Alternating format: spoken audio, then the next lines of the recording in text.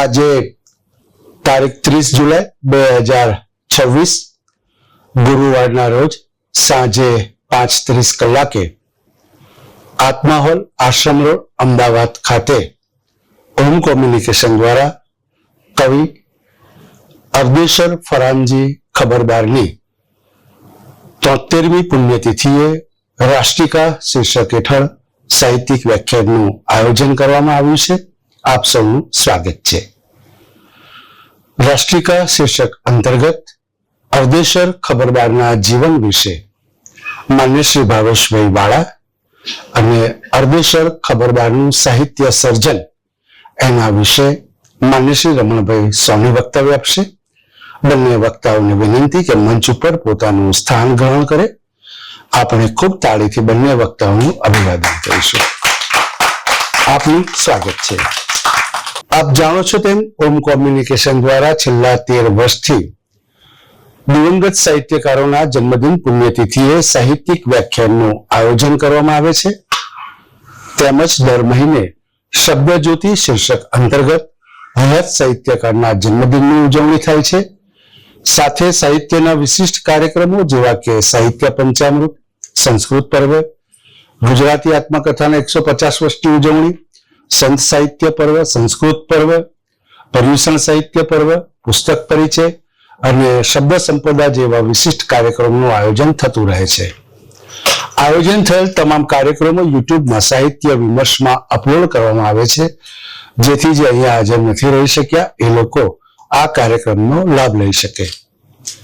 આજની નહીં પરંતુ આવનારી 20 વર્ષ પછીની યુવા પેઢીની નજર આપણી ભાષાના સર્જકો પર પડે, એ સર્જકોનો વિશિષ્ટ પરિચય થાય અને એ સાહિત્ય સર્જકોએ જે સાહિત્ય સર્જન કર્યું છે એના તરફ એમની દૃષ્ટિ પડે એ મુખ્ય હેતુથી આ પ્રકારના સાહિત્યિક કાર્યક્રમોનું આયોજન થાય છે. સૌપ્રથમ આપણે વક્તાશ્રીઓનું સ્વાગત કરીશું. માન્ય શ્રી વ્યાસ સાહેબને વિનંતી કે રમણભાઈ સોની સાહેબનું સ્વાગત કરે. માન્ય શ્રી દર્શિતભાઈ ઠાકોરને વિનંતી કે ભાવેશભાઈ વાળાનું સ્વાગત કરે. આભાર વ્યાસ સાહેબ. આભાર દર્શિતભાઈ. કાર્યક્રમની રૂપરેખા કંઈક આ પ્રકારે રહેશે. સૌ પ્રથમ અર્દેશર ખબરદારના જીવન વિશે માન્ય શ્રી ભાવેશભાઈ વાળા વક્તવ્ય આપશે અને ત્યારબાદ અર્દેશર ખબરદારનું સાહિત્ય સર્જન એના વિશે માન્ય શ્રી રમણભાઈ સોની વક્તવ્ય આપશે. બંને વક્તાઓના વક્તવ્યની વચ્ચે સંચાલકની કોઈ ભૂમિકા રહેશે નહીં, જેની ખાસ નોંધ લેવા વિનંતી. વક્તાશ્રીના વક્તવ્ય પહેલા ને વક્તવ્ય બાદ અચૂક આપણે વક્તાશ્રીનું તાળીથી સન્માન કરીશું એવી નમ્ર વિનંતી. તો ખૂબ તાળીઓના સન્માન સાથે ભાવેશભાઈને વિનંતી, આપ આવો અને વક્તવ્યનો પ્રારંભ કરો. સ્વાગત છે. આભાર મનીષભાઈ. ઓમ કોમ્યુનિકેશન દ્વારા આયોજિત આ અર્દેશર ફરામજી ખબરદારની પુણ્યતિથિ નિમિત્તે કાર્યક્રમમાં મને બોલાવ્યા માટે મનીષભાઈ આપનો આભાર. આદરણીય સતીશભાઈ, રમણ સોની સાહેબ અને આપ સૌ વિદ્વજ્જનો સાદર વંદન. સરસ મજાનો માહોલ છે. એક પંક્તિથી વાતની શરૂઆત કરીએ છીએ કે છન છનન વરસાદમાં વિસ્મય રઝળવા નીકળ્યું, બોધિ વૃક્ષે ક્યાં કહ્યામાં છે પલળવા નીકળ્યું, શુષ્ક માણસને ફૂટી લીલી યશોધર પાંદડી, માટીનું મન બે કાંઠે કોને મળવાને નીકળ્યું. તો આજ માટીનું મન એક ગુજરાતના સદાકાળ ગુજરાતના ગુર્જરી કવિ ખબરદારને મળવાને નીકળ્યું છે. મારે આજે એમના જીવન વિશે વાત કરવાની છે. વાતની શરૂઆત કરવી હોય તો આપણે પારસીઓથી જ કરવી પડે, કેમ કે કવિ ખબરદારની એક વિશેષ ઓળખ એ પણ છે. સંસ્કૃતમાં કહેવાયું ગોરા ધીરા સુવીરા બહુબલ નિશ્ચયાસ્તે પારસી કહા. એટલે મૂળે ઈરાનથી આશ્રય ભાવે આવેલી આ પ્રજા દૂધમાં સાકરની જેમ ભળી જાય એ પહેલા જદી રાજાએ કેટલીક શરતો મૂકી હતી. એમાંની એક શરત હતી કે તમારે અહીંયાની મૂળ માતૃભાષા ને શીખવી પડશે અને એમાં પોતાનું જતન કરવું પડશે. અને પ્રજાએ અક્ષરશઃ પાલન કર્યું અને એટલું તો પાલન કર્યું કે એ બોલે છે ત્યારે દક્ષિણ ગુજરાતની બોલીનો ટોન પણ આપણને તેમાં સંભળાય. અને ત્યારે તેમણે કીધું હતું કે માં હમે હિન્દુસ્તાન રા યા બાશી યાર બાશે. એનો અર્થ એ થાય છે કે અમે હિન્દુસ્તાનના મિત્ર બનીને રહીશું. અને પ્રજા રહી પણ ખરી.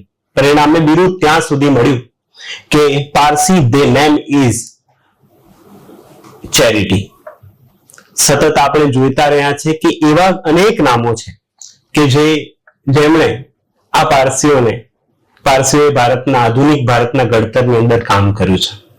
એ પછી શ્યામ માણેકશો હોય, જમશેદ ટાટા હોય, એવા તો અનેક નામ, ફરદુનજી મર્જબાન હોય, અનેક નામ. આ પારસીઓનું એક તીર્થધામ એટલે ઉદવાડા.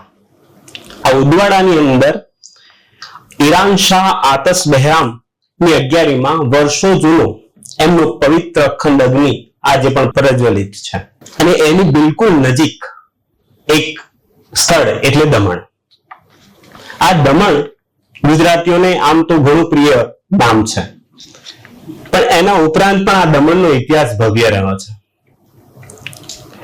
એક સમયે કલાન પાવરી, પછી એક સમયે દમાઓ, અને આજે દમણ તરીકે વિખ્યાત એ દમણની અંદર ઈસવીસન 1822 ની અંદર ફરદુનજી મર્જબાને મુંબઈ સમાચાર શરૂ કર્યું બાદ 1831માં એમણે મુંબઈ છોડી દીધું અને ત્યારે મુંબઈથી એ દમણ આવીને રહેવાનું નક્કી કરે છે.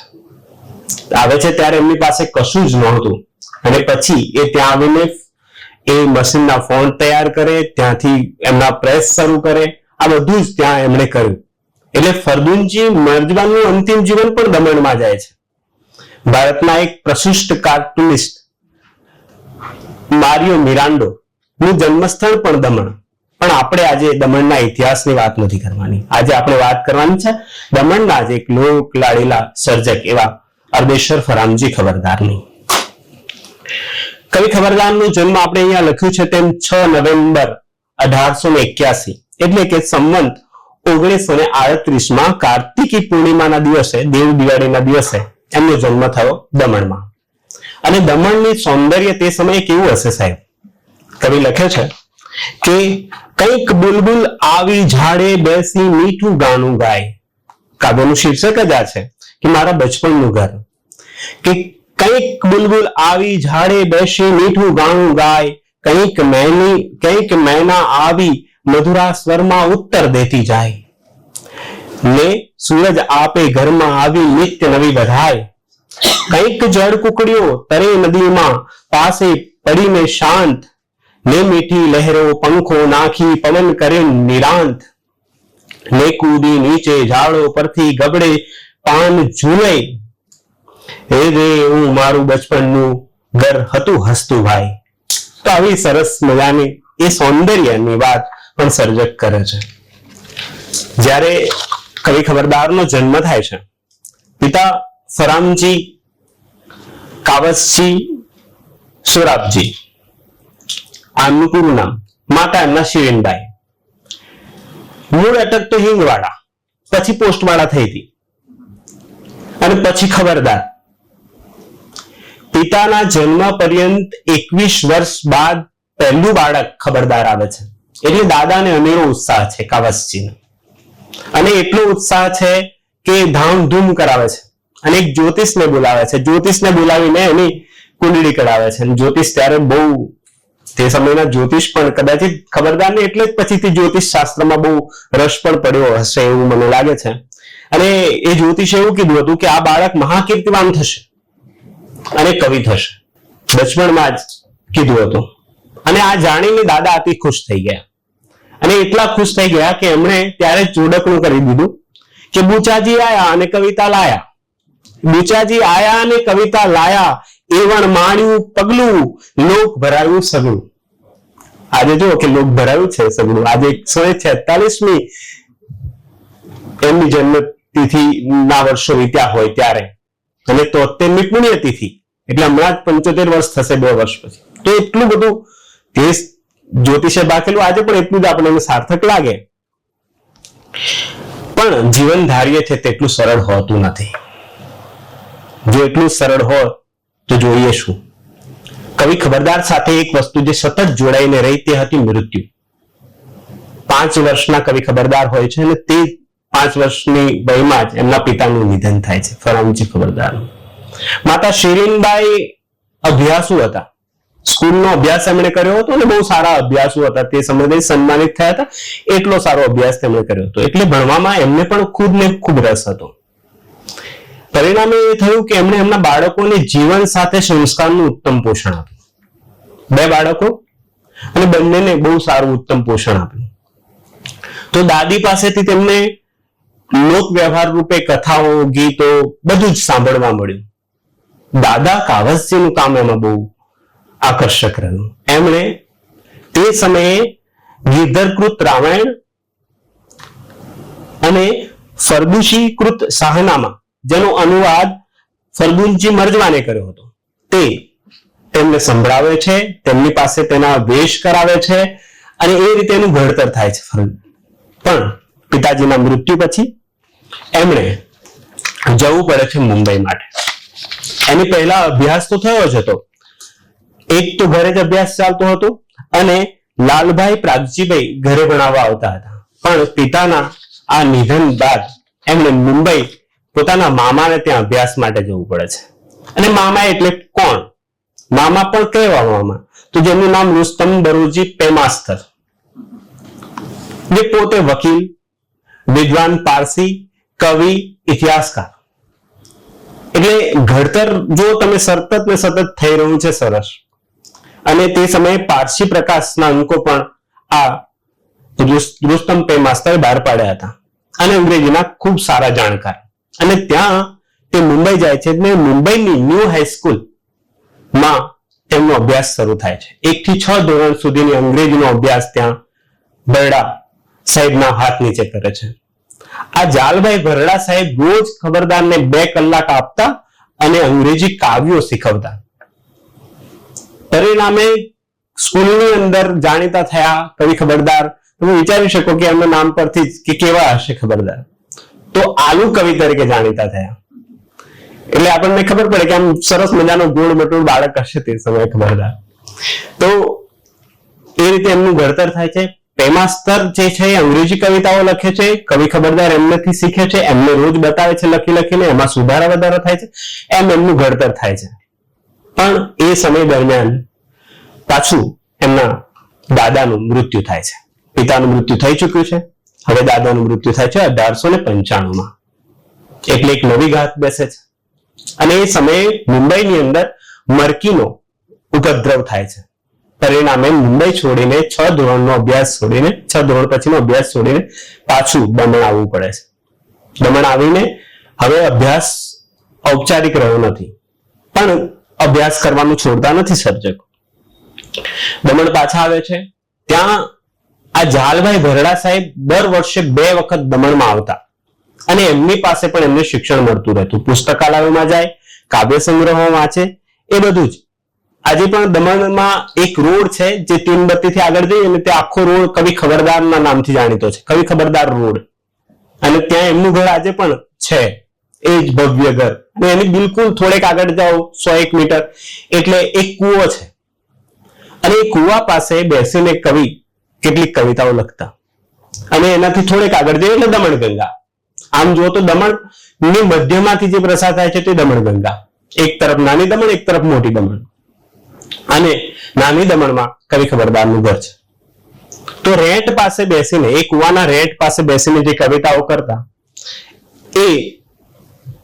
એની અંદરથી કેવું આધ્યાત્મ શોધે છે, મૂળ કેવી રીતે જોડાયેલા છે. તો એક જગ્યાએ કહે છે કે તુજ પાસ દિન રાત બેસી કવિત માળા ફેરવું, કે તુજ પાસ દિન રાત બેસી કવિત માળા ફેરવું, હરિગીત ગાતો શીત થાતો તુજ શું મન ઠેરવું, હરિગીત ગાતો શીત થાતો તુજ શું મન ઠેરવું, હે રેટ તુજ ઉપકાર આ માનું અદલ શુભ રીતથી, મુજ ધ્રુજતા ને મંદ ધ્વનિ અર્પું તને અહીં પ્રીતથી.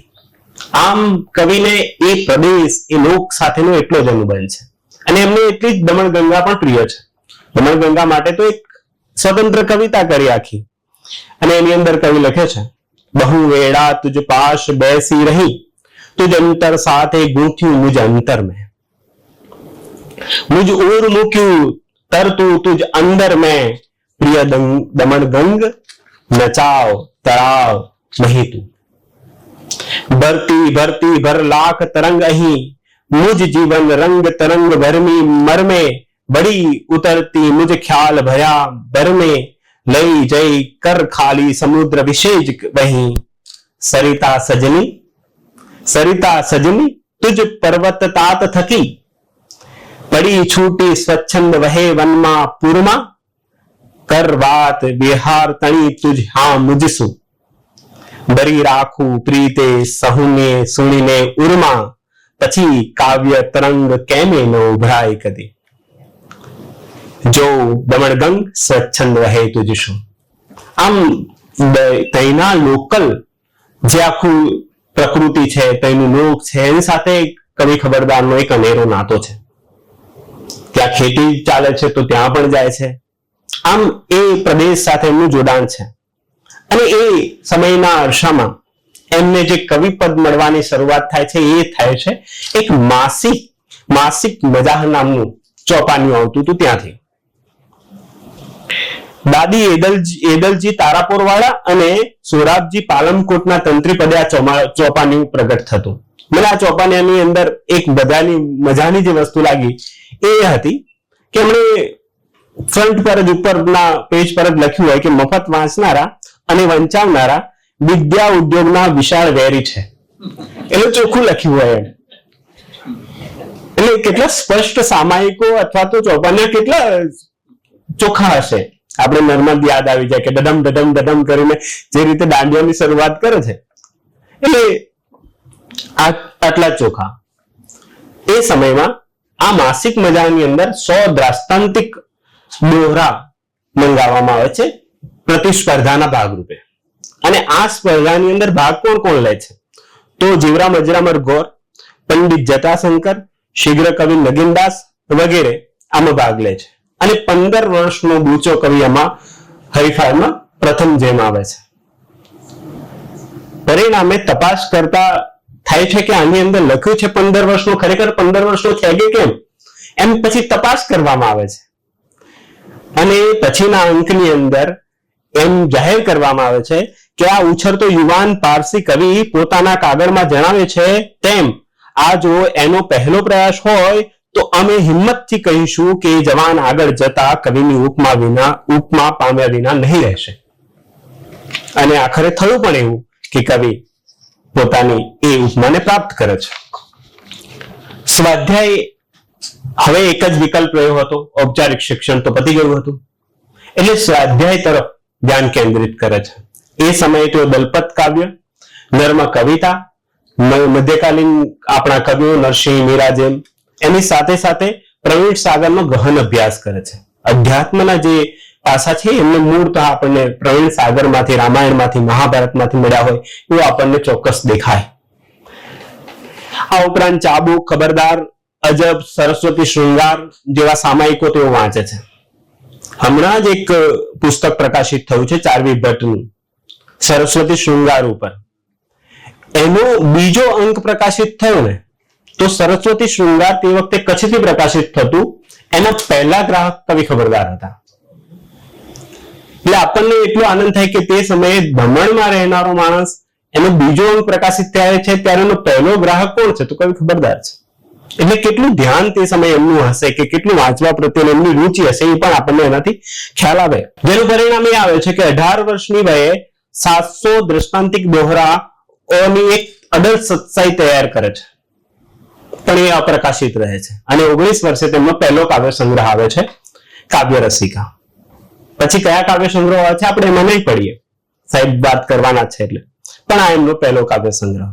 અને ત્યારે તેઓ એક જગ્યાએ નોંધ આપતા કહે છે કે પોતાનો જે અભ્યાસ છે એ કેવી રીતે રહ્યો? તો એ કહે છે કે સાચો અભ્યાસ ઘરે જાતે કરેલો અભ્યાસ છે, એ મારો સ્વ અનુભવ પુકારીને કહું છું. સ્વયં વાંચન સમૂહ શિક્ષણ નથી. મૂળથી મારા વિદ્યાપ્રેમી માતા જ્ઞાનના સંસ્કાર પાડતા અને મારા દાદા કાવસજી ખબરદાર મારામાં રામાયણ અને મહાભારત નો પ્રેમ પ્રેરતા અને પોષતા. એમ કરતે ફક્ત ગુજરાતી સાહિત્યના અભ્યાસ પ્રત્યે આકર્ષાયો. મારા મામા કવિ રુસ્તમ પેમાસ્તરે મારા કવિ જીવનને પોષેલું. મારા વિદ્વાન ગુરુ પ્રસિદ્ધ શિક્ષણ શાસ્ત્રી સદગત શ્રી જાલભાઈ બરડાએ પણ એને પોષેલું. એમ એ સતત 5 વ્યક્તિઓ એવા છે જેમને સતત એ આભાર વ્યક્ત કરતા રહ્યા છે. પારિવારિક જીવન બહુ કઠોર રહ્યું. પત્ની 1898 તેમના લગ્ન થાય છે પિરોજાબાઈ સાથે. ત્યારબાદ 6 બાળકો, જેમાં પહેલી મણી 1 વર્ષ બાદ જ મૃત્યુ પામે છે. બીજી પુત્રી તેમિના એ પણ મૃત્યુ પામે છે થોડા સમય પછી. પછી પેસ્ટનજીનો જન્મ થાય છે, કાવસજીનો જન્મ થાય છે, નરગીસ અને નાઝા, એમ 4 બાળકો પછી રહે છે. પણ તેમિનાના મૃત્યુ નિમિત્તે જે કવિતા લખે છે, ખરેખર કવિના હૃદયનો ઉદ્ગાર હોય તેવી કવિતા. અમૃતમય આત્મજા, અમૃતમય આત્મજા, તાત ધન તેમિના, પિતાનું ધન, તાત ધન તેમિના, તારકા તુજ મુજ આત્મ કેરી, તારકા તુજ મુજ આત્મ કેરી, મુજ જીવન ક્ષિતિજથી તું જતા શી પડી, જવનિકા હૃદય સર્વત્ર ઘેરી. આમ હૃદયની ઊંડા લાગણીઓ એ રીતે કવિ અભિવ્યક્ત કરે છે. પારિવારિક જીવન કેવું રહ્યું એ તો આપણે કેવળ એમનું વસિયતનામું જોઈએ તો જ ખ્યાલ આવી જાય, એનાથી જ ખ્યાલ આવી જાય. પહેલું વસિયતનામું કરે છે કાવસજીની તરફેણમાં. પણ કાવસજી મુંબઈ એમને છોડીને ઈચ્છા વિરુદ્ધ ચાલ્યા જાય છે, મદ્રાસથી મુંબઈ. એટલે પછી ત્યાં નામ ફેરવીને 9 વિલ તૈયાર કરે છે. અને એ બીજા વિલની અંદર પેસ્તનજી, જેમનો મોટો પુત્ર છે, તેને અને પત્ની પિરોજા અને નરગીસ ને પ્રાયોરિટી આપે છે ને એમને એમના નામનું સારું વિલ કરે છે. પણ પેસ્ટનજીએ લગ્ન નતા કર્યા, એમને પ્રેમ લગ્ન કરવા હતા. પરિણામે ત્યાં સુધી રાહ જોઈ કે 45 વર્ષે એમણે લગ્ન કર્યા, પ્રેમ લગ્ન. અને ત્યારે પણ કવિ ખબરદાર, સ્વભાવે થોડા કઠોર પણ ખરા એમ સમજીએ, એ નહીં માન્યા અને એમણે ત્યાંથી પણ એ વિલમાંથી પણ પેસ્ટનજીનું નામ રદ કર્યું. અને પછી ત્રીજું વિલ કરે છે. અને ત્રીજું વિલ જે કરે છે એ પત્ની અને 2 પુત્રીઓના નામ પર વિલ કરે છે. પણ એના કેરટેકર તરીકે, વહીવટીદાર તરીકે હર્ષદરાય દેસાઈનું નામ રાખે છે. પરિણામે દીકરીઓને ગમતું નથી અને એમનો વ્યવહાર બદલાઈ જાય છે. અને પછી એવું થાય છે કે હર્ષદરાય પાસેથી પાછું વિલ મંગાવે છે, ફાડી નાખે છે. નવું વિલ તૈયાર કરવાનું હતું, બાકી રહ્યું. અને પછી કવિ સ્વલોક જાય છે. એમના જીવન સાથે જ્યોતિષશાસ્ત્રમાં ઘણું માનતા હતા, એટલે જીવન સાથે એમના પૂર્વજન્મની પણ એક કથા આપણને મળે છે, જે એમના દીકરા કાવસજીએ કહી હતી. ધર્મેન્દ્ર માસ્તરે બહુ સરસ કામ કવિ ખબરદાર પર કર્યું છે. સાહેબનું પુસ્તક તો છે જ. તો એમના પૂર્વજન્મની કથા થોડી ટૂંકસાર કહી દઈએ તો, પૂર્વજન્મની અંદર એમનો જે પુત્ર છે કાવસજી છે ને, એ હિમાલયમાં કોઈ કાલીમા સાધુ તરીકે પ્રસિદ્ધ હતો. અને એ કાલીમાનો પૂજારી હતો, એટલે પોતાનું નામ પણ કાલીમા એનું હતું, એવી કથા છે. અને પછી ત્યાં ખબરદાર એમની વિધવા માં અને બહેન એ બંનેને મૂકીને એ કાલીમા પાસે વિદ્યા પ્રાપ્તિ અર્થે ચાલ્યા જાય છે.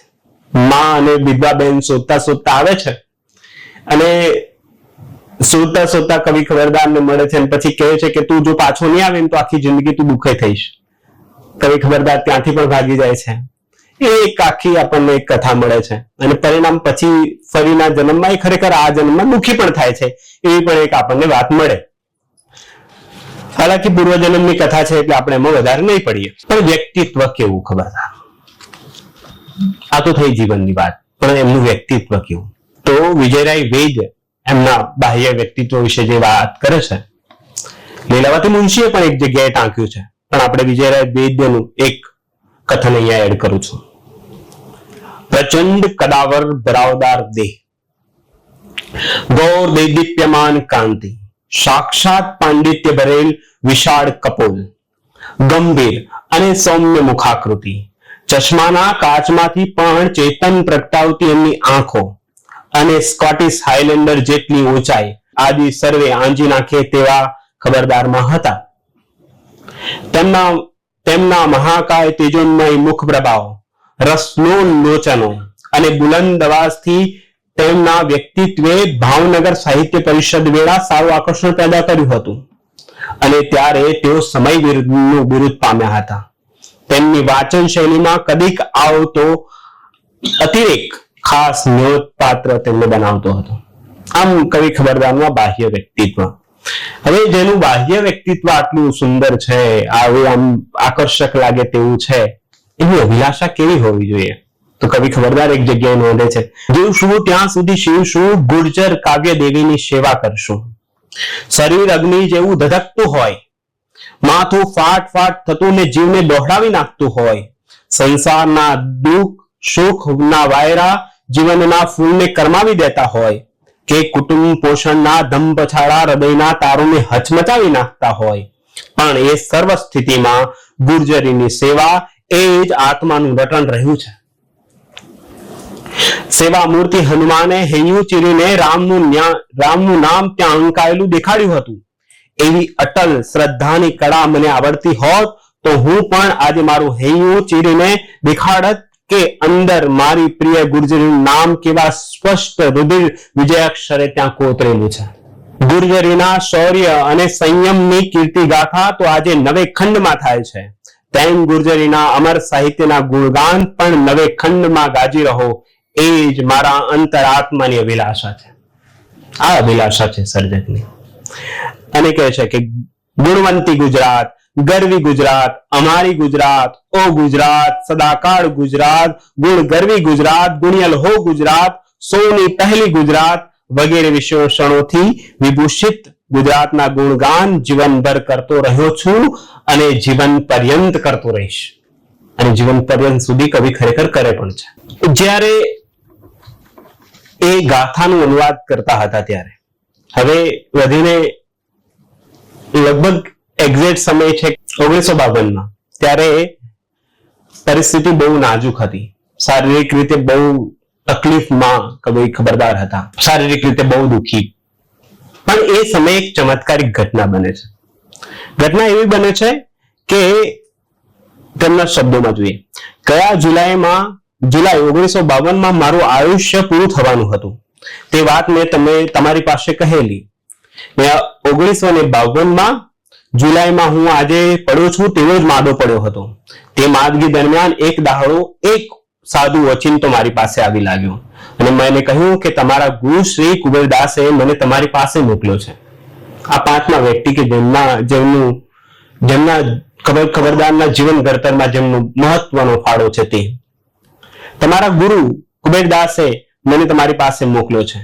મેં એ ગુરુ 16 વર્ષની ઉંમરે કર્યા હતા. તેઓ તો વર્ષો પહેલા દેવલોક પામ્યા. આથી મને એ સાધુની વાતથી આશ્ચર્ય થયું. મેં સાધુને કહ્યું કે ગુરુ તો વર્ષો પહેલા દેવલોક પામ્યા છે. ત્યારે એ સાધુએ જવાબ આપ્યો કે હું તેમનો શિષ્ય છું. તેમનું શરીર રહ્યું નથી, છતાં સૂક્ષ્મ ભાવે એ મારી નિકટ છે. તેમણે મારી મારફતે તમારા માટે 1 વર્ષનું આયુષ્ય મોકલ્યું છે, જેથી તમે એ સમય દરમિયાન જરથુસ ગાથાનું કામ પૂરું કરી શકો. 1952 આ વાત બની અને 1953 જુલાઈમાં કવિ ખબરદારનું નિધન થાય છે. એક આ પણ ઘટના એની સાથે આપણને મળે છે. એ દરમિયાન 1952 ની અંદર જ ફિરોઝાબાઈનું પણ મૃત્યુ થાય છે. મને કવિના ગદ્યમાં બહુ રસ પડ્યો. બહુ એક જગ્યાએ આરોહવરા આવતા હોય અને આ પણ ગદ્ય જુઓ, એ પણ ગંબા જેવું છે. પત્ની ફિરોઝાબાઈનું મૃત્યુ નિમિત્તે જે કનકોત્સવમાં લખે છે તે, રે જીવનની દશે દિશા ડૂબી ગઈ, રે જીવનની દશે દિશા ડૂબી ગઈ, આંખે અંધારા ઉતર્યા અને આકાશ તૂટી પડ્યા. સખી તારા જવાથી મારી આશા સંધ્યાની જેમ ઉડી ગઈ. 54 વર્ષના સૂચિ પ્રેમનો અંત આવ્યો અને 54 વર્ષનું દાંપત્ય જીવન સમાપ્ત થઈ ગયું. મારી સાથી અને આયાંગના બની તે સંનિષ્ઠતાથી અનન્ય રીતે સેવા અને સ્નેહ વ્રત પાડ્યા અને સુખ દુઃખમાં સંભાગીની બની જીવનને તે ધન્ય કર્યું. મારી તો જાણે પાંખો ઉચકાળે કાપી નાખી. જીવનમાં આવેલી એકલતાથી બાકીનું જીવન હવે કેમ જશે? એવામાં તો ત્યાં અડધી ઉષા થઈ હશે. અને અહીં મારે અડધી સંધ્યા છવાય. હું ત્યાં સરતો આવીશ અને ત્યાં પૂર્ણ ઉષા થશે. આપણે રવિ ઉરમાં સરકી જઈશું. આપણે પૂર્ણ હતા અને ફરી પૂર્ણ થઈશું. એ વિરલ સાયુજ્ય જ જીવનનું ઔચિત્ય, એ જ આપણી ધન્ય અમરતા. મારે કે તારે જીવવાનું હતું અને મારે કે તારે જવાનું હતું. ભલે તું પ્રભુના ધામમાં પ્રથમ ગઈ, તું છેવટ સુધી સૌભાગ્યવતી રહી અને છેવટ અને મારે માટે ત્યાં વિશ્રામ સ્થાન નક્કી કરજે. અને પછી હે સખી, મને ત્યાં લઈ જવા તું આવજે. અને બધીને 7 મહિનાની અંદર જ કવિનું પણ 7 મહિના 8 મહિના હશે ને નિધન થાય છે. એટલે 1952માં ફિરોઝાબાઈનું મૃત્યુ અને પછી કવિ ખબરદારનું મૃત્યુ. આ તો એમના મૃત્યુ સુધીની થોડી વાત થઈ. પણ કવિને રસ શેમાં હતો? તો અધ્યાત્મમાં રસ હતો એવું તો આપણે જાણી ગયા છે. જ્યોતિષ શાસ્ત્રમાં રસ હતો. આ જ્યોતિષ શાસ્ત્ર સાથે જોડાયેલા ઘણા બધા કિસ્સાઓ આપણને મળે છે. ચિત્રકળા સાથે પણ એમને રસ હતો. જ્યોતિષ શાસ્ત્ર એ પાર્ટ ટાઈમ પણ કરતા. ઘણા લોકો આવે એમને જ્યોતિષ જોઈ પણ દેતા.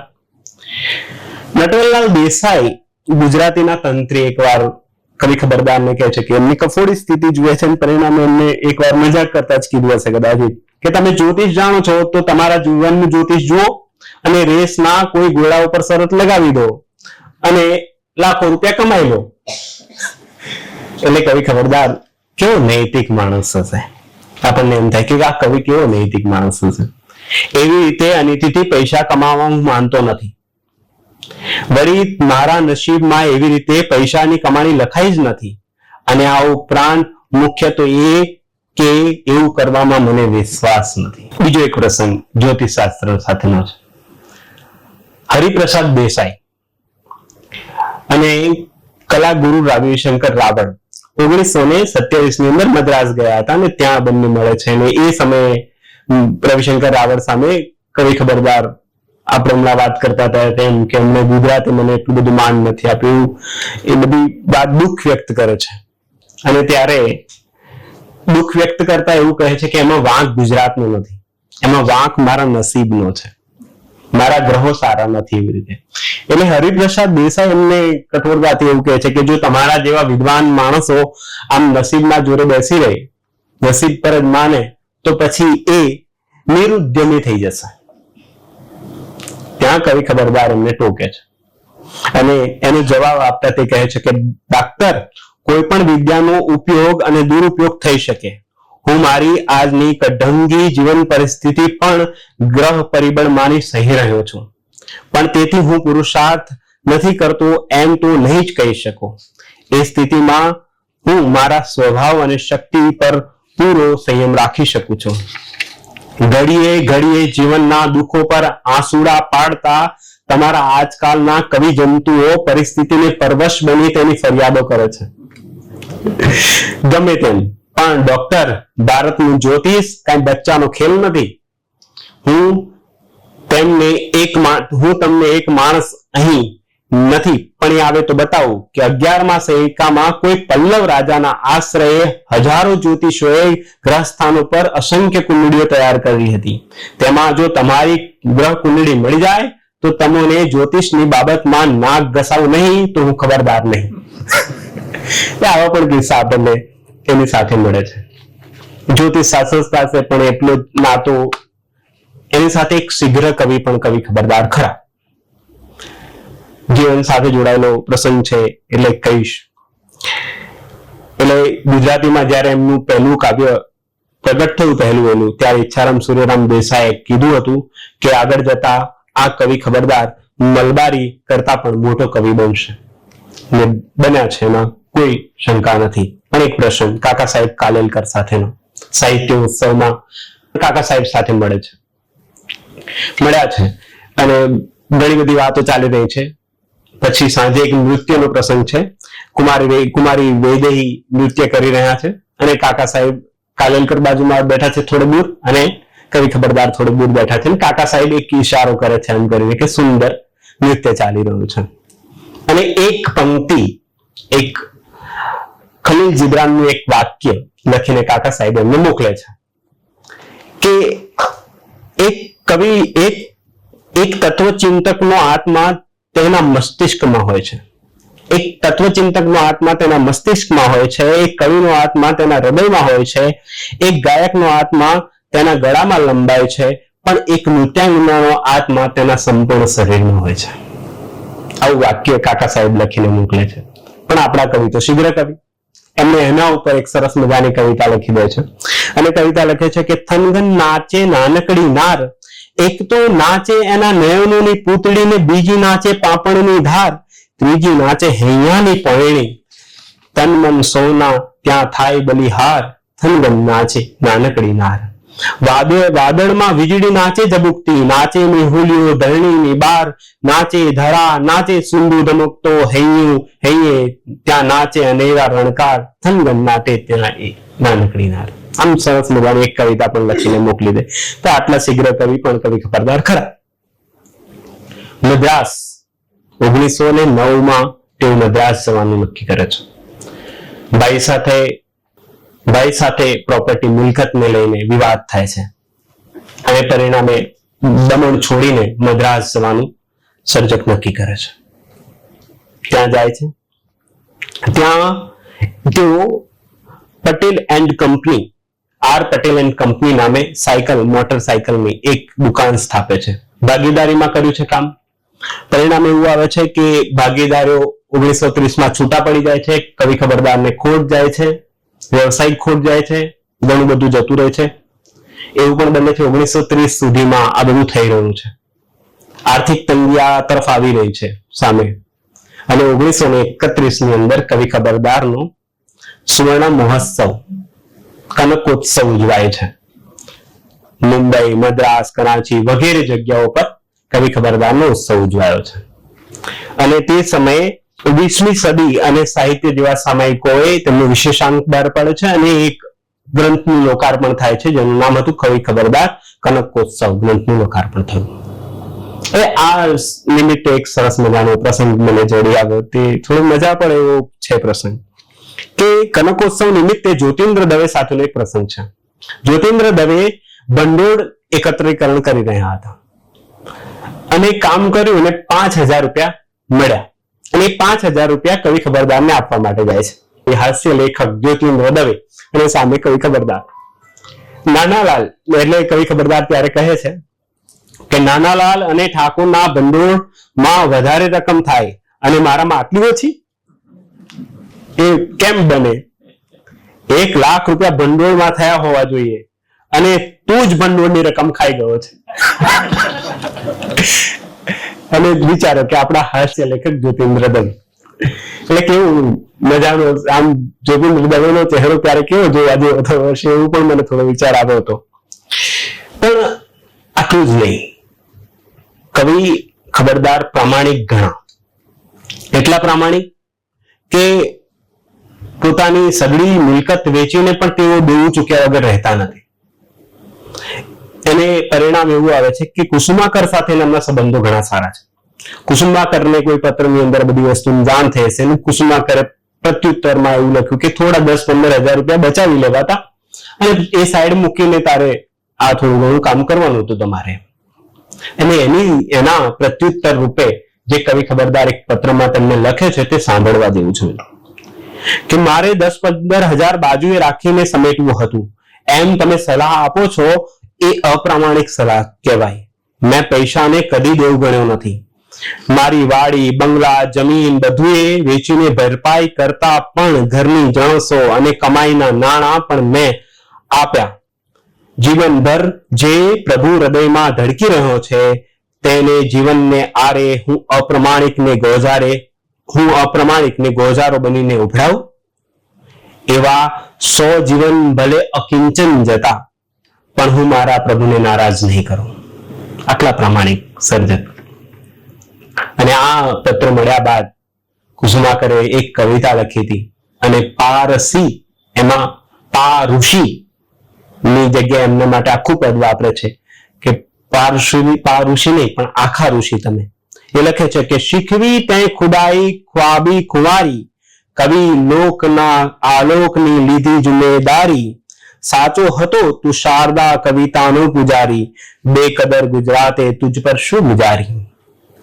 રે સત્યના સોના તણુ શાણો તું વ્યાપારી, સ્વર્ગ બર્ગ બર્ગ સ્વર્ગ માણ્યો તું સંસારી, સત ઋતુ શ્રી અમૃત ધી ઝૂલે ગુલજારી, ભવતી નિર્મા પણ તેજની તકેદારી, આ ઋષિ આખા ઋષિ પદની ઇંતજારી, કઈ કાળ જા ને વિરહ વેદના વહી ન્યારી.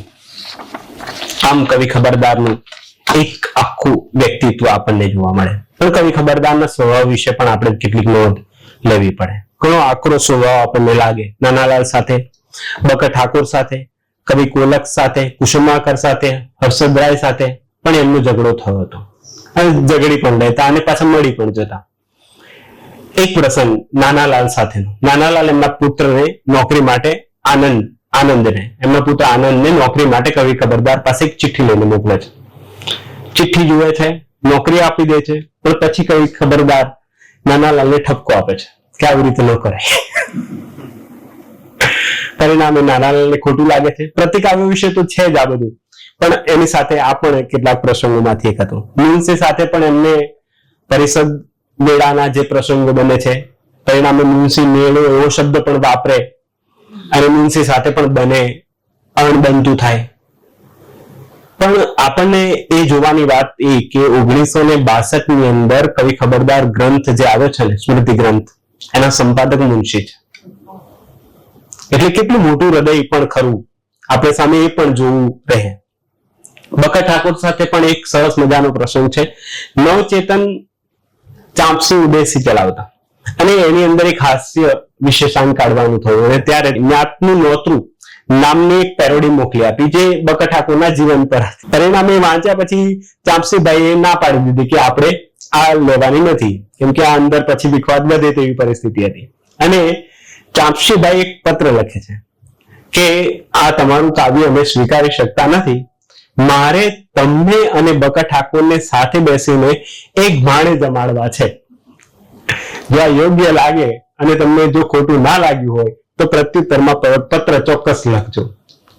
ચાંપસી ઉદેશીભાઈ આજ સુધી કદાચિત રાહ જોતા હશે, કવિ ખબરદારે પત્ર નથી લખ્યો. એટલે આવો પણ એક એમને જીવન સાથેનો બનાવ કહી શકાય. ગાંધીજી સાથેનો એટલો જ સદભાવ અને ગાંધી બાપુનો પવાડો હોય શરૂઆતમાં આવે ત્યારે ગાંધી કાવ્યો તો ઘણું બધું કામ. ગાંધીજી પણ એટલું જ એમને માટે ભાવ રાખતા. 1939માં ગાંધીજી ખુદ એમની ખેર ખબર લેવા માટે જાય છે. ત્યાં સુધી કે પ્રતિ માસ તેમને 50 રૂપિયા મળી રહે તેવી પણ વ્યવસ્થા ગાંધીજીએ કરી આપી હતી. ઘણું બધું એમ તો કહી શકાય એમ છે, પણ સમયનો પણ એક મર્યાદા છે આપણી પાસે. એક વિધાનથી મારી વાતને પૂરી કરીશ. એ જ કવિ કહી શકે, એ જ વ્યક્તિ કહી શકે જે ખરેખર હૃદયથી ચોખ્ખો હોય અને કહે છે કે હું પ્રભુને માથે રાખીને કહું છું કે નીતિના માર્ગમાંથી હું અંશ માત્ર ચશ્યો નથી. નીતિને દોરી માર્ગે જ મેં મુસાફરી કરી છે. મારા જીવનમાં તેમ મારા કવનમાં નગદ નીતિ ઉપર મેં હંમેશા ભાર મૂક્યો છે. એ રસિકતા નથી જે અનીતિના રંગથી રંગાયેલી હોય. રસિકતા અને નીતિ એ ઉભયનો સંયોગ, સોનાના સુગંધ સાથેના સંયોગ સમૂહ છે. જ્યાં જીવન શુદ્ધિ ત્યાં જીવન સિદ્ધિ.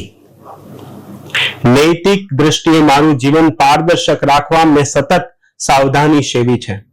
સફેદ વસ્ત્ર પર ડાઘ લાગતા વાર નથી લાગતી. એટલું જ નહીં, નાનો ડાઘ મોટો દેખાવામાં પણ સંભવ છે. પણ બધું કહ્યા પછી કેવળ નૈતિક દ્રષ્ટિએ એ સાંસારિક દ્રષ્ટિ ગૌણ છે. સર્વેના મૂળ રૂપ જે દૃષ્ટિ છે તે તો આધ્યાત્મિક દ્રષ્ટિ. ખરું જ કહું છું કે જેઓ મારા જીવનની અને કવનની આધ્યાત્મિક પ્રેરણા, આધ્યાત્મિક બનાવટ સમજશે નહીં તે કદાપી મને કે મારા કાવ્યોને બરાબર સમજી શકશે નહીં. મારા જીવનને અને મારા કવનને સમજવા ઈચ્છનારે મારી નીતિનિષ્ઠા, મારી આધ્યાત્મિકતા પહેલી સમજવી પડશે. ધન્યવાદ. ઘણું લખ્યું હોય એ બધું કઈ બેસી રહેતું નથી હોતું, કારણ કે કાળ એવો છે કે જે પસંદ કરીને આપણી સામે ધરે છે જે ઉત્તમ હોય તે. ખબરદારે જે કે લખ્યું છે એની વાત તો આપણે કરવાના છીએ, પણ ખબરદાર જો અમર થઈ ગયા હોય, હજુ ઘણા વર્ષો સુધી એ યાદ રહેવાના હોય તો એમની રાષ્ટ્રભક્તિની કમી નથી. જ્યાં જ્યાં વસે એક ગુજરાતી ત્યાં ત્યાં સદાકાળ ગુજરાત. એને ખબરદારને અમર કર્યા છે, અમર રાખ્યા છે, આપણી વચ્ચે રાખ્યા છે. પણ આપણે એમની બીજી થોડી વધારે વાતો પણ કરવી જરૂરી છે. મારે પારસીઓના કામથી મારી વાત શરૂ કરવી છે, કારણ કે એની સાથે ખબરદારનું કામ ઘણી નિકટતાથી સંકળાયેલું છે. આપણે ત્યાં જયારે અર્વાચીન યુગ આવ્યો એટલે કે સામાજિક અને સાંસ્કૃતિક પરિવર્તનો શરૂ થયા, તલપતરામ ને નર્મદ વગેરેની ના કામ, કવિતા ઉપરાંતના પણ ઘણા કામ આવ્યા. તે સમયે પારસીઓએ આપણા સમાજ જીવનમાં, આપણા જાહેર જીવનમાં ઘણા મોટા કામો કર્યા છે. પત્રકારત્વમાં, થિયેટરમાં, રંગભૂમિમાં અને લેખનમાં પારસીઓએ ઘણા ઉત્સાહપૂર્વક, ઘણી મહત્વાકાંક્ષાથી, ઘણી શક્તિપૂર્વક કામ કર્યું છે. ઘણી શક્તિઓ એમની પ્રગટ થાય છે. એમની જે સાહસિકતા છે અને એમની જે મહત્વાકાંક્ષા છે, એ મહત્વાકાંક્ષાએ આપણા સંસ્કાર જીવનમાં ઘણી ઘણા મોટા પ્રદાનો કરેલા છે. પણ મુશ્કેલી શું હતી કે જે વાંધો પડ્યો હતો આપણા લેખકોને એ સમયે, તે પારસીઓની લેખિત ગુજરાતીમાં બોલવાનું તો કઈ પ્રશ્ન બહુ વાતો નતો, પણ ગુજરાતી લખવામાં જે મુશ્કેલીઓ થતી હતી એ મુશ્કેલીઓ ઘણાને કંટાળો પણ આપતી હતી ને ઘણાને રમૂજ પણ આપતી હતી. શરૂઆતમાં કેવું થતું હતું એના એક બે દ્રષ્ટાંતોથી આપણે આગળ ચાલુ કરીએ. એક ફરદુનજી મઝબાન નામના લેખક હતા. હા, પારસીઓએ અનુવાદના, ભાવાનુવાદના પણ ઘણા બધા કામો કર્યા છે. તે શરૂઆતમાં 19મી સદીના ઉત્તરાર્ધના ઘણા વર્ષોમાં જુઓ તો અનુવાદો, નાટકોના ખાસ કરીને અને પ્રવાસોના, એવા ઘણા અનુવાદો એમણે કર્યા છે, ભાવાનુવાદો પણ કર્યા છે. પણ એક આ જે ફરદુનજી મઝબાન છે એ પોતાનો એક અનુવાદ છે, એ અનુવાદની પ્રસ્તાવનામાંથી જુદી વાત રાખે છે, પોતાના ભાગ્ય વિશે વાત કરે છે કે પોતાનું ભાગ્ય કેવું છે. કરી મૂકો તેણે મુજને હેવો તો કંગાલ. જો પ્રાસ્તો સરસ મેળવ્યા છે પાસે. કરી મૂકો તેણે મુજને હેવો તો કંગાલ, કે શત્રુનો બી કદી ના હોજો એવો હાલ. આ સમયે હેવો કરો છો મુજને ઉદાસ, કે મુજ નાકમાં ફૂલોનો બી આવે ના વાસ. મારું નામ ફૂલની સુગંધ પણ માણી શકતું નથી, એવી મારી દુર્દશા છે. આવું જયારે લખાતું હતું ત્યારે વાંધા પડતા હતા.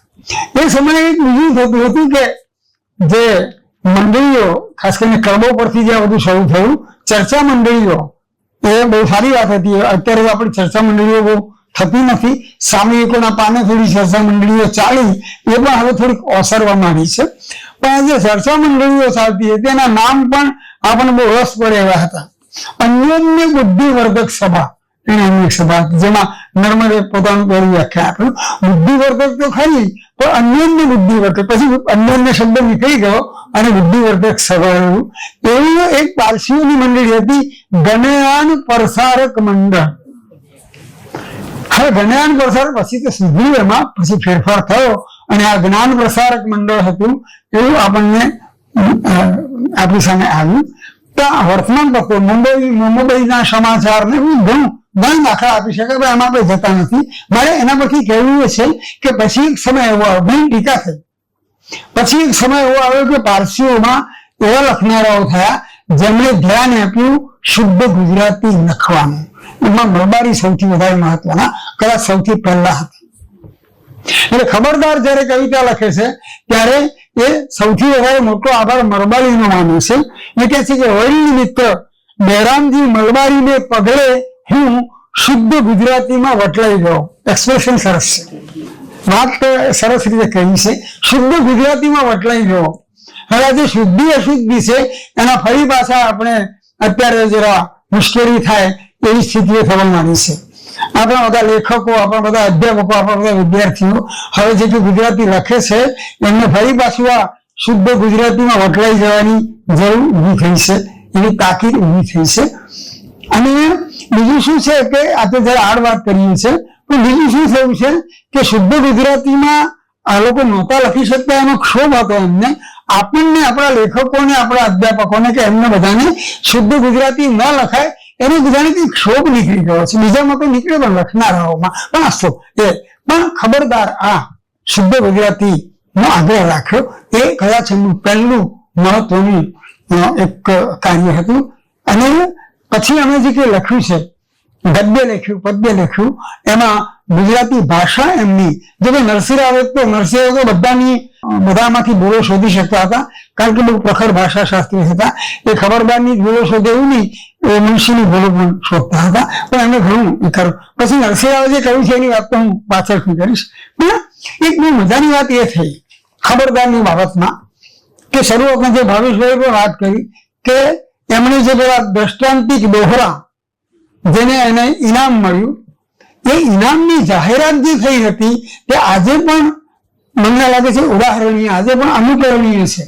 આપણે તો ચિત્ર પ્રદર્શનો થયા છે, કોઈ એક મોટો ચિત્રકાર હોય એના ચિત્રોની પ્રદર્શન થતું, પણ આ તો જે દ્રષ્ટાંતિક દોહરાને ઇનામ મળ્યું પહેલું નાનકો કવિ મૂછા, એમને પણ કવિ બીજા શબ્દ વાપરે છે, એ કવિ મૂછાની જાહેરાત કરતી વખતે પેલા લોકોએ બહુ સરસ વાત કરી.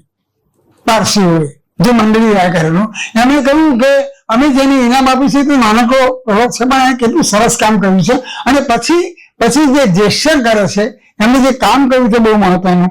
એમણે કહ્યું કે 16 વર્ષના એક કાવ્યભૂષાના કાવ્યો પ્રત્યક્ષ જોવાની તક ચૂકવીને અમે એ જાહેર, કોઈ પણ કવિના કાવ્યો જાહેરમાં મૂકવામાં આવે ને પછી તમે વાંચો, એ મને લાગે છે એક બહુ મહત્વની ઘટના, ન ભૂલવા જેવી કે બાદ ન કરી દેવા જેવી એક આ ઘટના છે. તે પછી એમણે લખ્યું કે આ જે સ્વદ્રષ્ટાંતિક દોહરા મેં લખેલા એ પણ અમારા વ્યવસાયમાંથી સમય કાઢીને લખેલા. ખબરદારે હંમેશા પોતાના વ્યવસાય જયારે સારો ચાલતો હતો ત્યારે, અને જયારે નરસો થયો કે વળતા પાણી થયા ત્યારે પણ એ બધા વ્યવસાયની વચ્ચેથી સતત લખ્યું છે.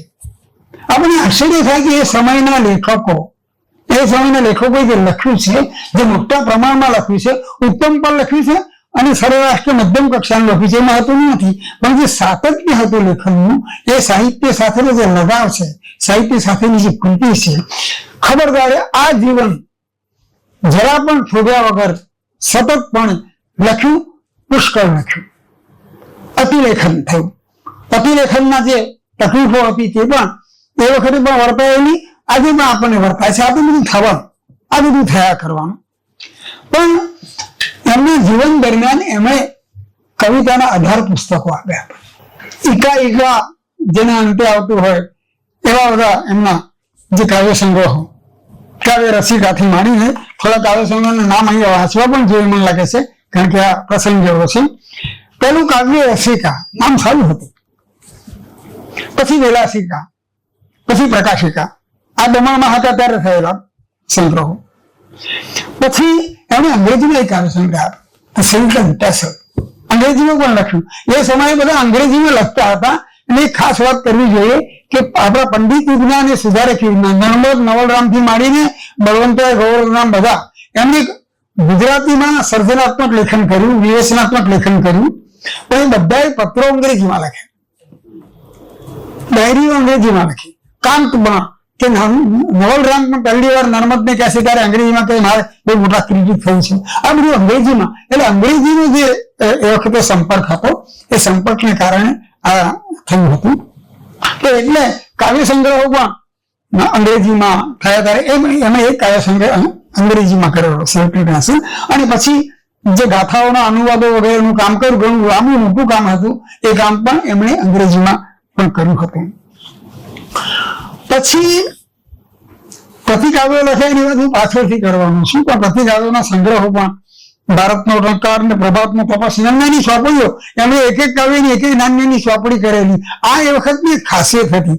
નર્મદે પણ જયારે નર્મ કવિતા કરી ત્યારે એ ધર્મ કવિતા 1, નર્મ કવિતા 2, એમ બધા 10 એના પેલા થયેલા અંકો. અને નાના નાના, અને નર્મદ તો કહેતો હતો કે હું ઝટઝટ છપાવી એટલા માટે દઉં છું કે મને જ કામ આવી શકે. મારી બધી વસ્તુઓ આમ તેમ રવડતી હોય છે એ હું છપાવું તો એક વગી થાય, અને પછી ધર્મ કવિતાના 10 ખંડોનું એક ધર્મ કવિતાનું એક મોટું વોલ્યુમ એને કર્યું હતું. હમણાં પણ એવું થયું છે કે પેલા નાના કાવ્યો એમણે કરીને વહેતા કર્યા, અને પછી કોઈ સામયિકો વાળાએ ન છાપા તો જાતે કરાવ્યા કે જે કઈ કવિતા મોટી. પછી એને ભક્તિની કવિતા લખી, સંદેશિકા અને કલિકા અને ભજનિકા નામનો સંગ્રહ પણ એમને ભજન એનો કર્યો છે કાવ્યોમાં. પછી ખબરદાર બહુ મહત્વાકાંક્ષી દીર્ઘ કવિતા તરફ જાય છે. એક જે સળંગ કવિતા સોનેટોમાં લખી, અને બીજી એ એમના પોતાના મહાછંદમાં દર્શનિકા નામની એક લખી, જેની વાત પછી હું પાછળ કહ્યું છે. અત્યારે માત્ર એને જે કહ્યું છે એનો એક હિસાબ પહેલા આપણે આપી દેવો જોઈએ. આટલા બધા વર્ષે જયારે કોઈ કવિને આપણે યાદ કરતા હોઈએ ત્યારે વિગતોનો હિસાબ પણ ભલે આવતો, એટલે એમણે પણ ઘણી સરસ વિગતોનો કેટલોક હિસાબ આપ્યો એ આપવો જોઈએ. ગાંધી બાપુનો પવાળો ને એ પ્રકારની કવિતા પણ એમણે આપી છે. આ રેન્જ એમની કેવી હતી એનો આપણને ખ્યાલ આવે છે. કીર્તનિકા છેલ્લે આપી અમે. એટલે આમ પણ એમનું જે જીવન છે તે ઘણું આર્દ્રતાથી ભરેલું હતું, અને આર્દ્રતા ઘણા અભાવો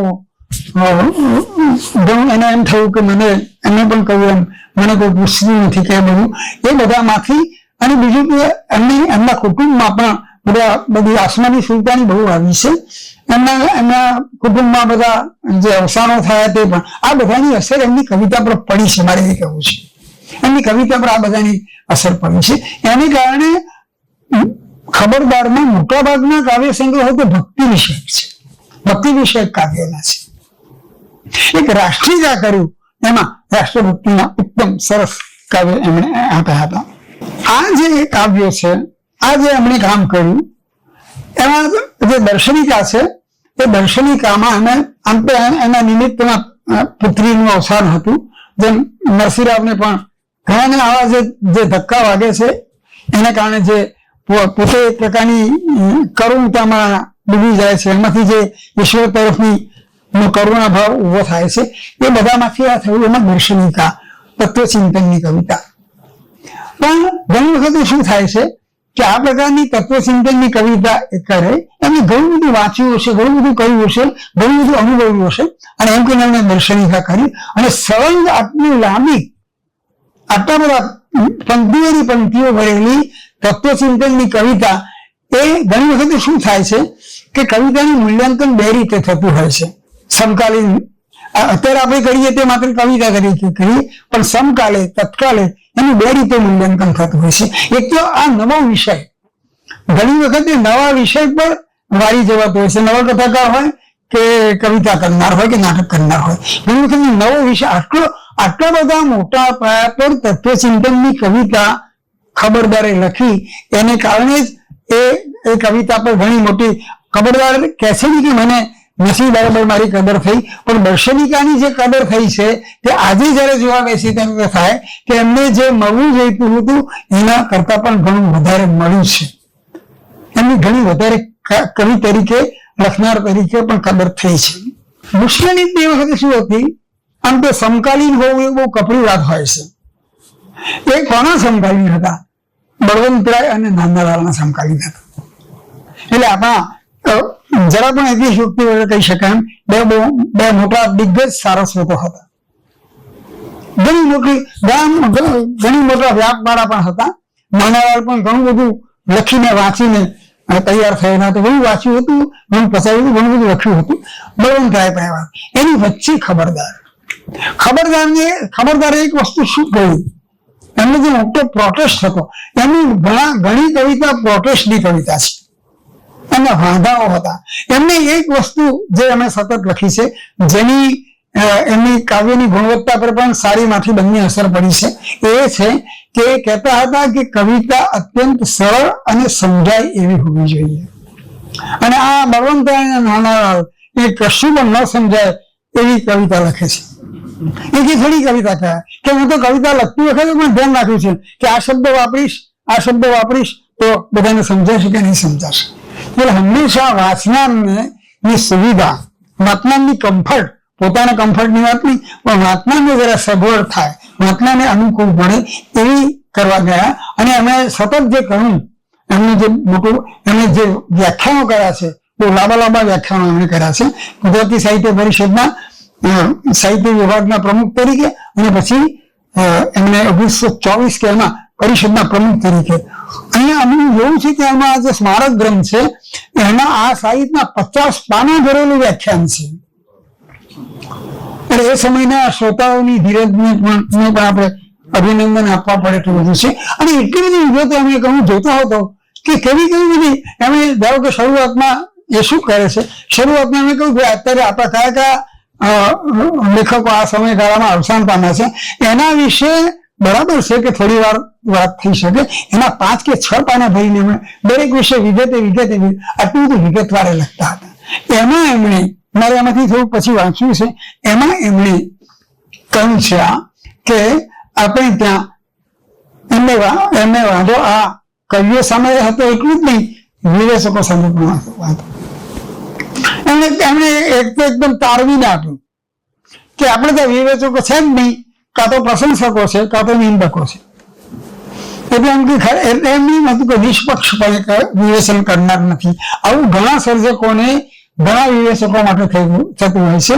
અને લગભગ દરેક વિવેચકને એની માથે આ સાંભળવાનું, વાંચવાનું, વેઠવાનું આવતું હોય છે.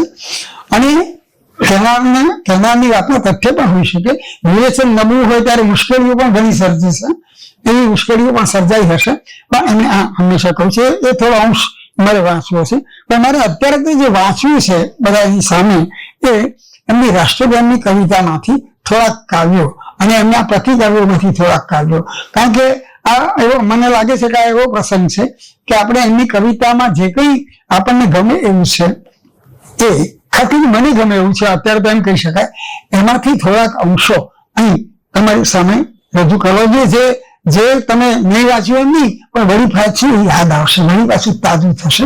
તો પેલા તો રાષ્ટ્રીયતા, ભાઈ મનીષે નામ જે આપ્યું રાષ્ટ્રીયતા, કે એટલા માટે સાર્થક છે કે ઘણી સારી કવિતા આમાં છે. પહેલું કાવ્ય જે આપ્યું એ પણ વધારે જાણીતું હતું, ગુણવંતી ગુજરાત. તો ગુજરાતની ગુણવંતી થઈ, ગુણવંતી ગુજરાત અમારી ગુણવંતી ગુજરાત. નમીએ માત, નર્મદમાં પણ આ નમવાની વાત તો આવે છે. નમીએ માત અમારી ગુણવંતી ગુજરાત.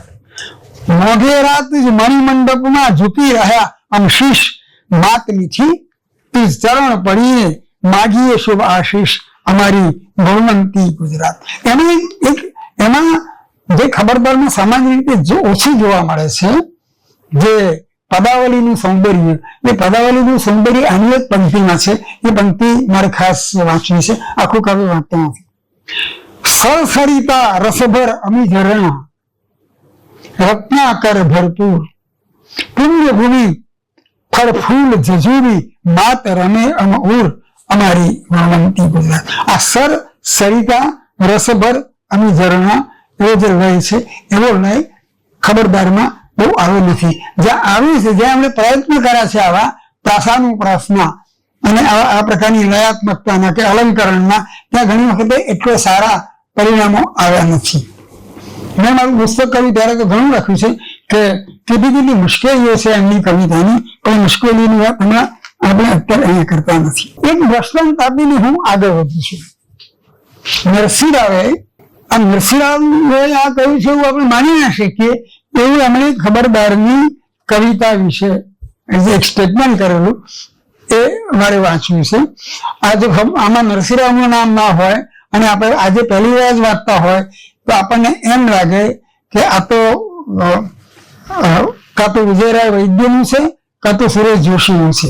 એવો એમાં જે અનાયાસ જે કટાક્ષ આવે છે, તે કહે છે કે ખબરદારની જે કવિતા છે તે અલંકારની શુદ્ધ કૃત્રિમતાનું ઉત્તમ ઉદાહરણ છે.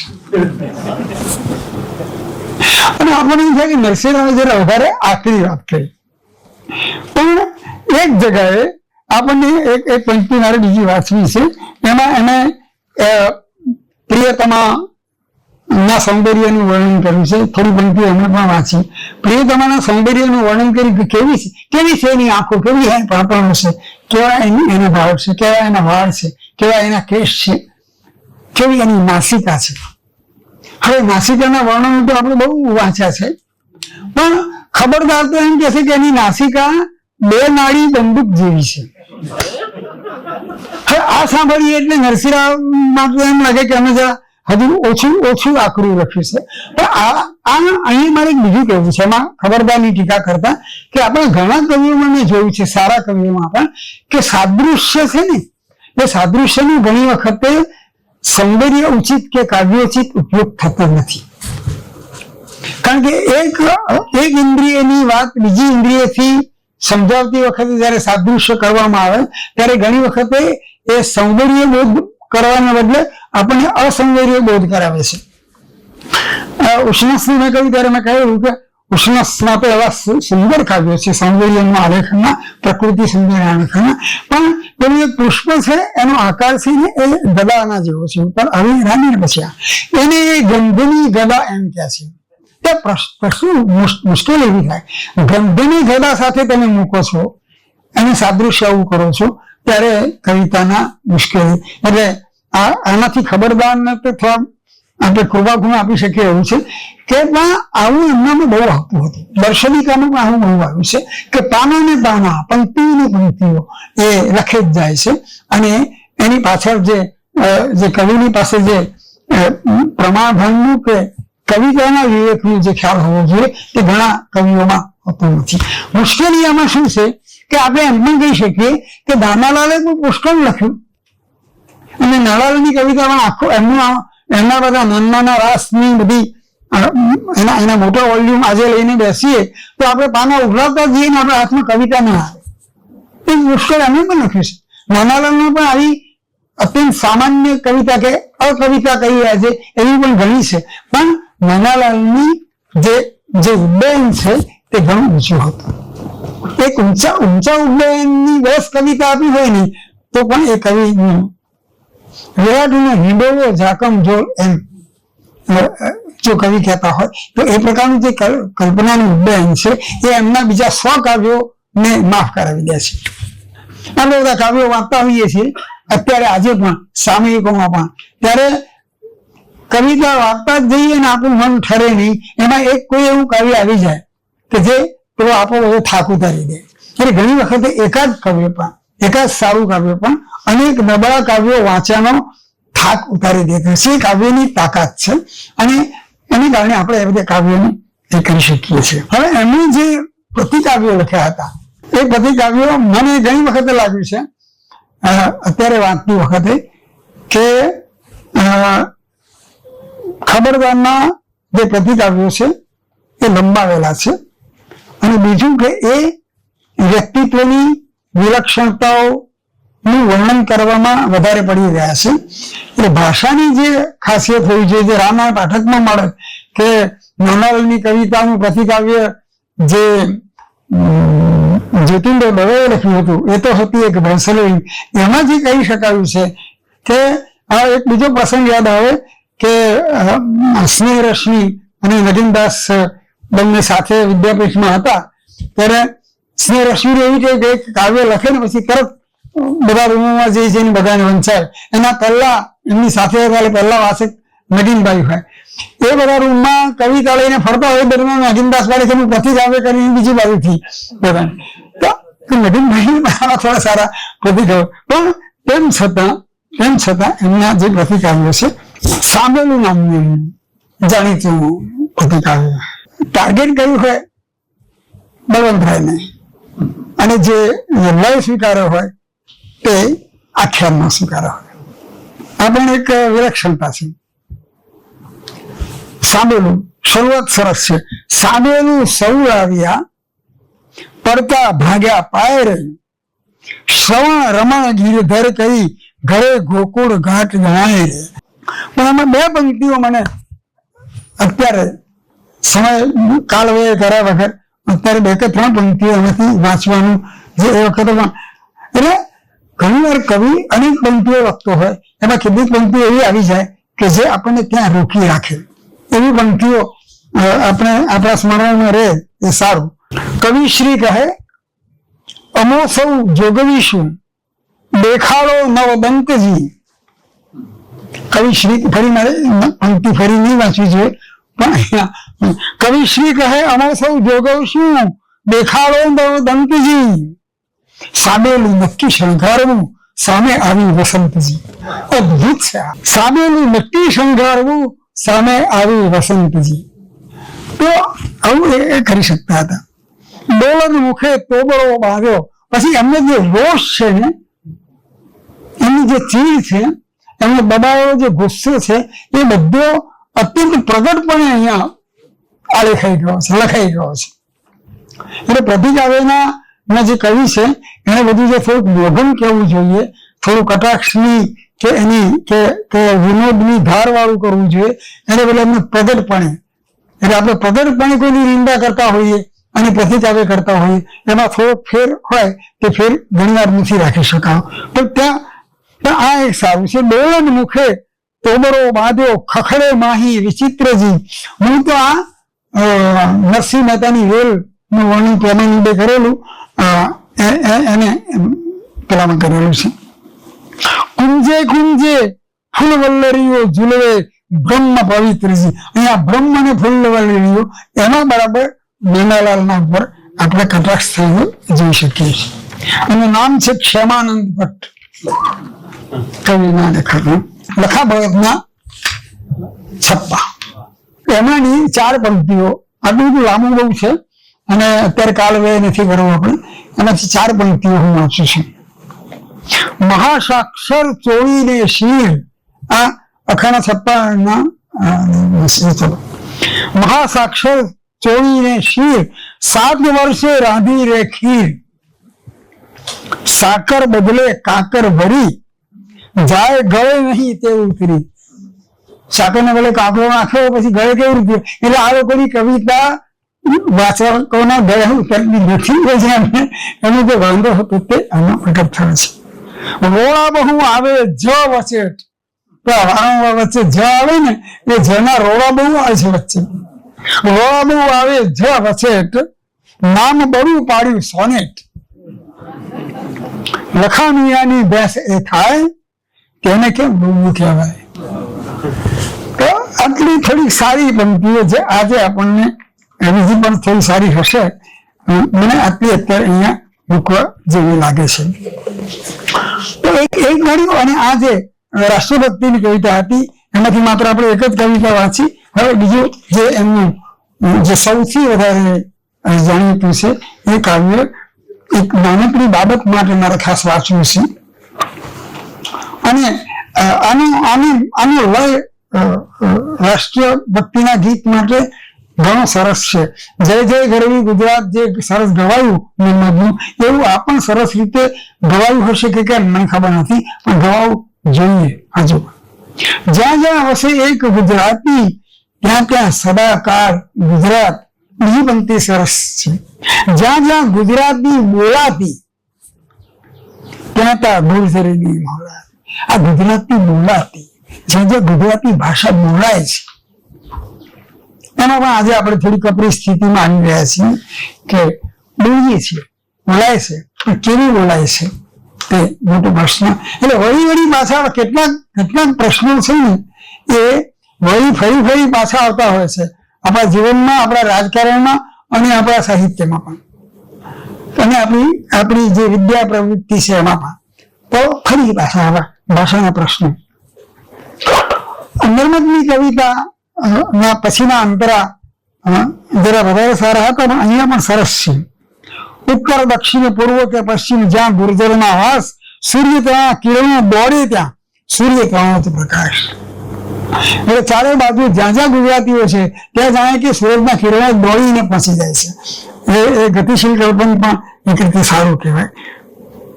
અને કૃષ્ણ દયાનંદ, પેલા જે નામ દીધેલા આ જુદા નામ લે છે. કૃષ્ણ દયાનંદ દાદા કેરી પુણ્ય વિરલ રસભોમ, ખંડ ખંડ જઈ જુજે ગરવે કોણ જાત ને કોમ, ગુર્જર ભળકી ઉછેરે છાપી ક્યારે ગરજી ગુર્જર બાત, જ્યાં જ્યાં વસે એક ગુજરાતી ત્યાં સદાકાળ ગુજરાત, આ એક જ પંક્તિ.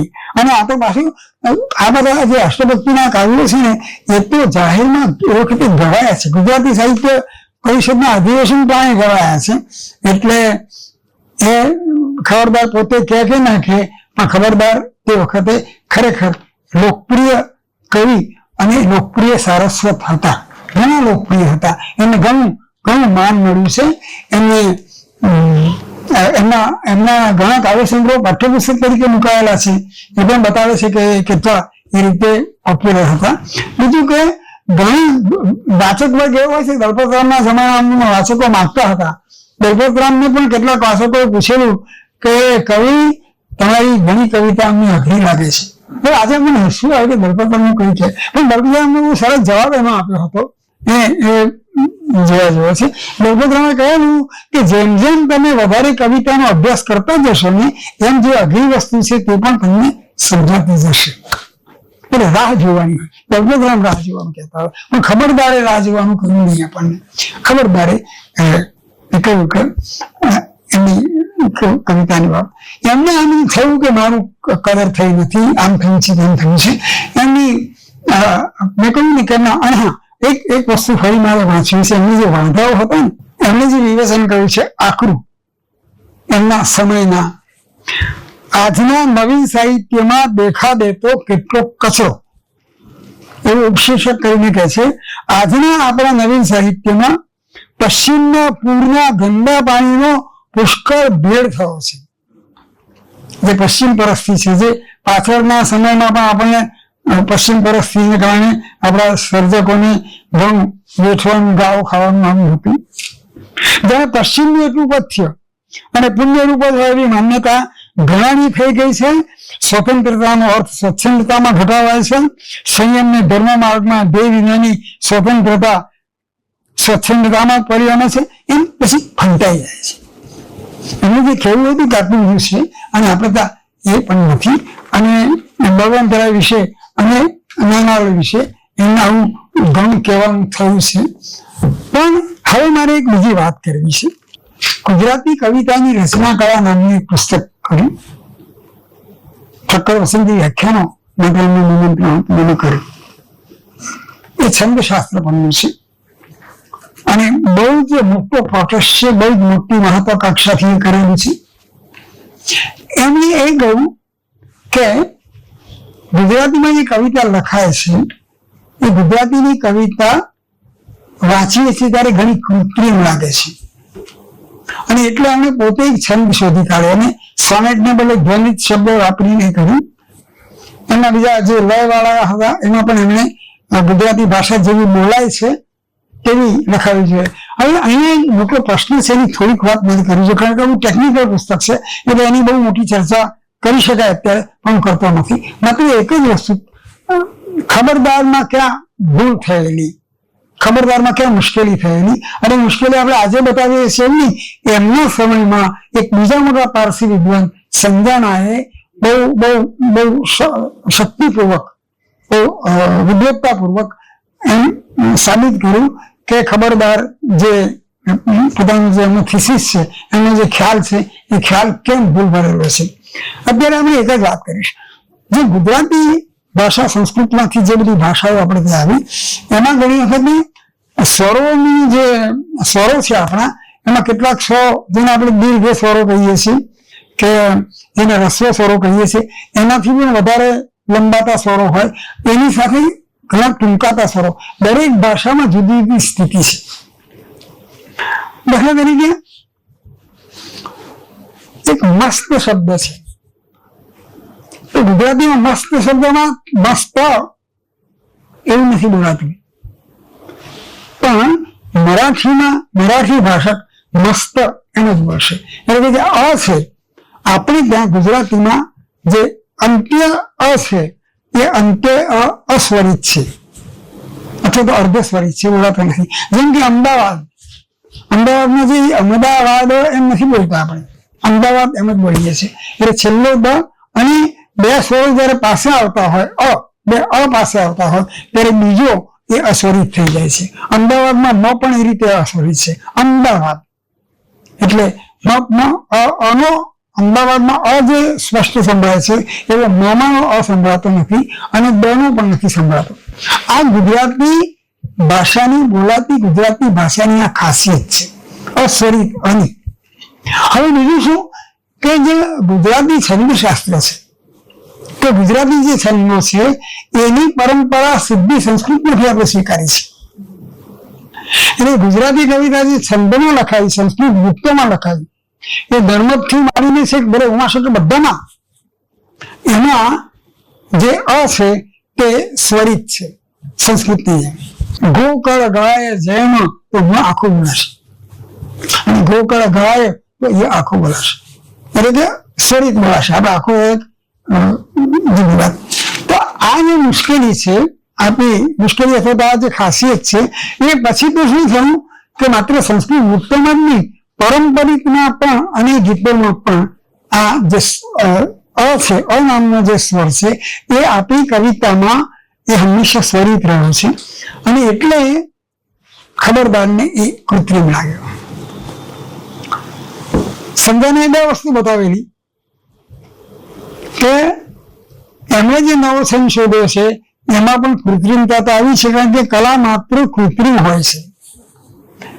આપણે કાવ્યનું પઠન કરીએ છીએ એ આપણે રોજે રોજ બોલતા હોઈએ એના જેવું નથી.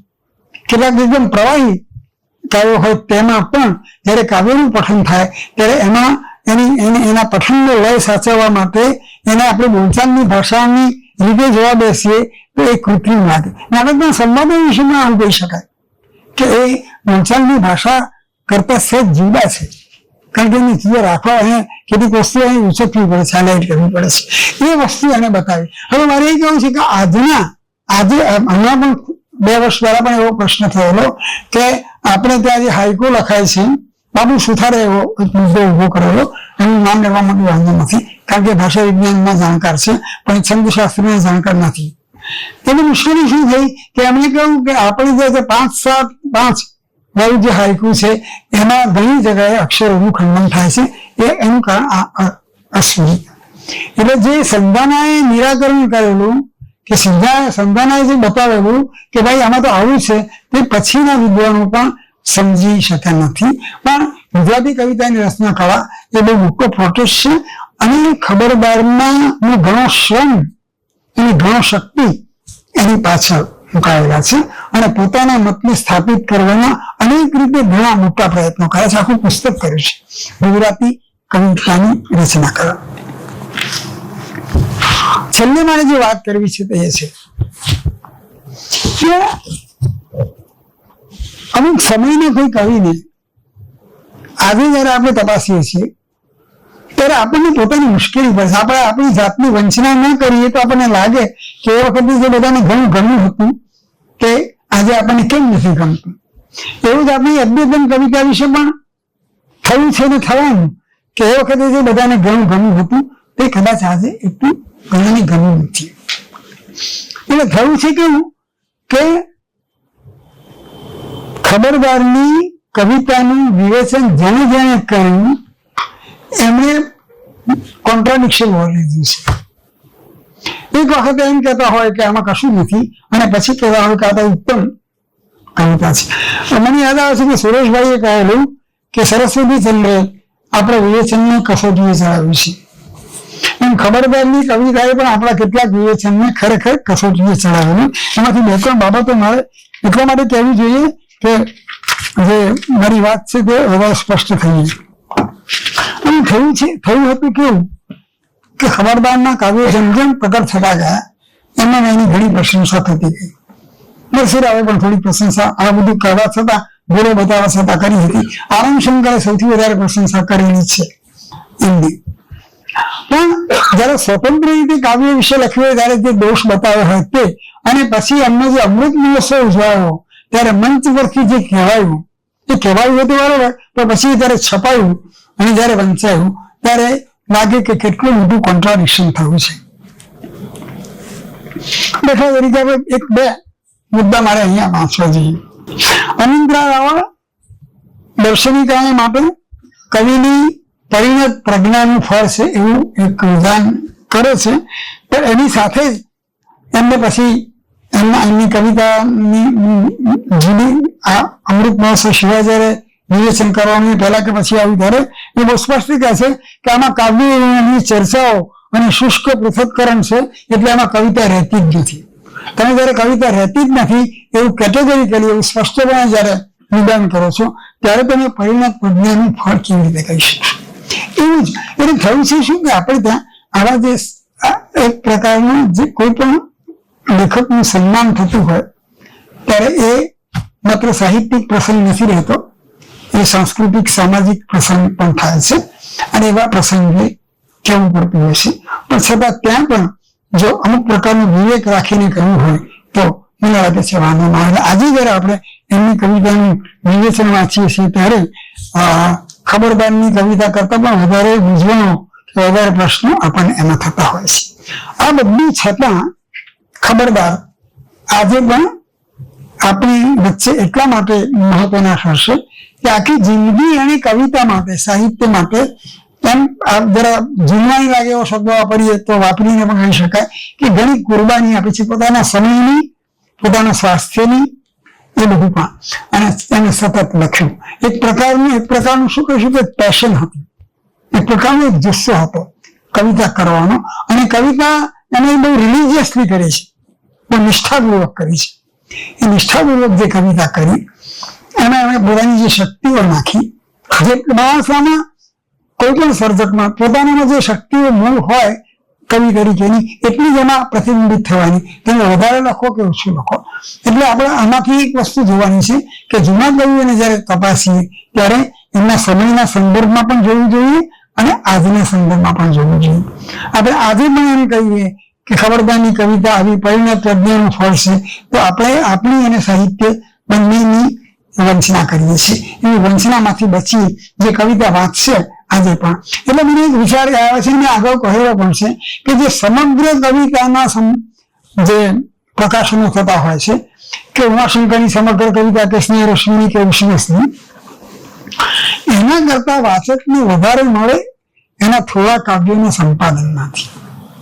એટલે જે ઉત્તમ વાત એ છે કે આપણા બધા જે કવિઓ છે એ કવિઓમાંથી એમના ઉત્તમ કવિઓ બનીને એવા તો બીજા ઘણા કાવ્યો છે જેના નામ લઈ શકાય કે એમને કરેલા છે. કમળ તરાવડી ને બધા જે કાવ્યો એમના છે કે શુરા 22,000 માંથી કેટલાક અંશો છે. એ બધામાંથી જો ખબરદારના 50-100 કાવ્યોનો પણ એક સંચય થાય તો એ વાચ્ય બને અને ખબરદારની કવિ તરીકેની જે કે શક્તિઓ છે એ બીજા બધા દોડામાં વગર આપણે શુદ્ધ રીતે સ્પષ્ટ રીતે એને પામી શકીએ. આટલી વાત ખબરદાર વિશે આ પ્રસંગે કરવાની હતી. અને એમાં ક્યાંક મારે બહુ ધ્યાન ન રાખ્યું છે ક્યાંય કશું એવું ન થઈ જાય કે જેમાં ખબરદારનું કવિ તરીકેની કોઈ અવગણના કે અવમાન ન થાય. પણ જે હોય એ જો તમે ન કહો, જે આજે આપણને લાગે છે તો એને વ્યક્ત ન કરો તો તમે આપણે આગળ કહ્યું સમાજની, સાહિત્ય સમાજની વંચના કરીએ છીએ. આને આપણે જાહેર પ્રવચનોમાં અને એમાં આપણે ઘણું સત્યથી જુદું કહેવાનું થયા કરતું હોય છે. આપણે ગ્લોરીફાય કરવાની ટેવ વાળા છીએ બધા. એ ગ્લોરિફિકેશન જેટલું ઓછું થાય એટલું.